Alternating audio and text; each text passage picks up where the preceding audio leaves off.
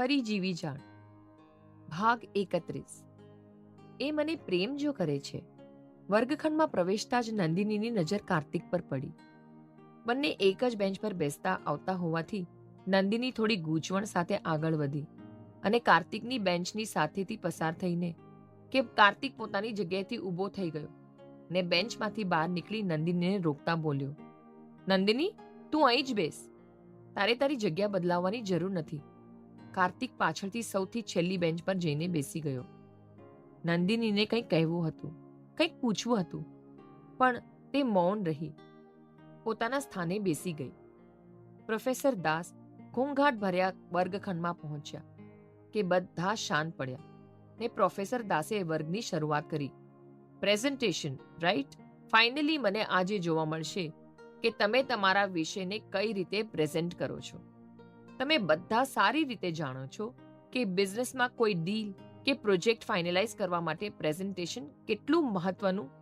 In fact આજકાલ તો સામાન્ય જીવન દરમિયાન પણ કોઈ પણ વાત પરનો તમારો પ્રતિભાવને તમે સારી રીતે પ્રેઝન્ટેશન નથી કરી શકતા તો તમારું વ્યક્તિત્વ કોઈ નોટિસ જ નથી કરતું.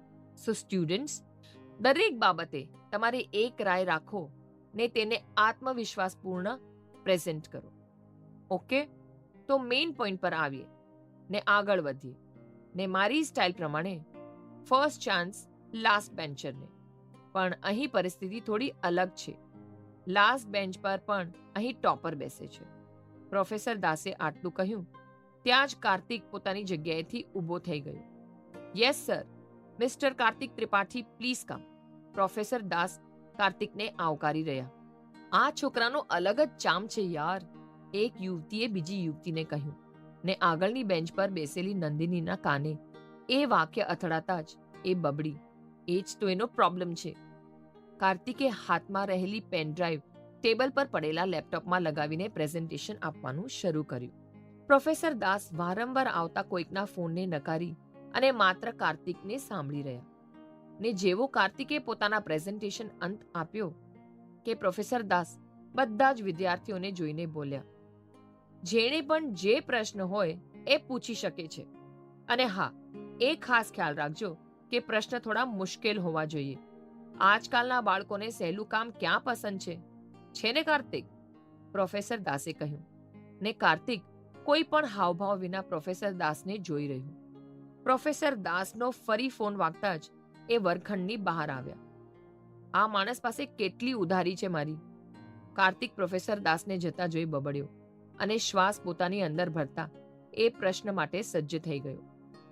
એ આડા અવળા સહેલા અઘરા પ્રશ્નો વચ્ચે એક સુંદર યુવતીએ પ્રશ્ન પૂછવા પોતાનો હાથ ઉચક્યો.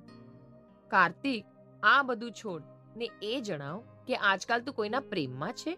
કાર્તિકે નીચે જોઈ સ્મિત કર્યું ને પોતાની નજર ઉઠાવી નંદિની સામે જોઈ જવાબ આપ્યો, હા.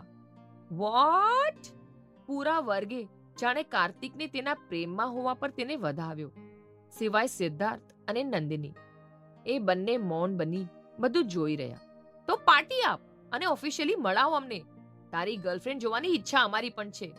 અને ગાઈઝ, યુવતી બોલી ને ફરી એકવાર પૂરા વર્ગખંડમાં જાણે ધમાલ મચી ગઈ. આપી દઈશ. મારી ખુશીઓ તમારી સાથે જરૂર શેર કરીશ, પણ એકવાર તેને હા તો પાડી દેવા દો. કાર્તિકે નંદિનીને જોતા કહ્યું. નંદિનીએ પણ પોતાની આંખ સ્થિર રાખી અને પોતાને કંઈ જ ફરક નથી પડતો એવું જતાવતી હોય તેમ કાર્તિકને જોઈ રહી. ઓહ, તો હજી તેણે હા નથી બોલી એમ? તો કોઈ ઇડિયટ જ હશે જેણે તારા જેવા પરફેક્ટ. પ્લીઝ નહીં, મારી ઇન્સલ્ટ કરી નાખ 10 વાર તું, પણ એની એક વાર પણ ઇન્સલ્ટ કરવાની પરમિશન હું કોઈને નહીં આપું. નેવર. કાર્તિક ગંભીર બનવા વચ્ચે જ બોલી પડ્યો.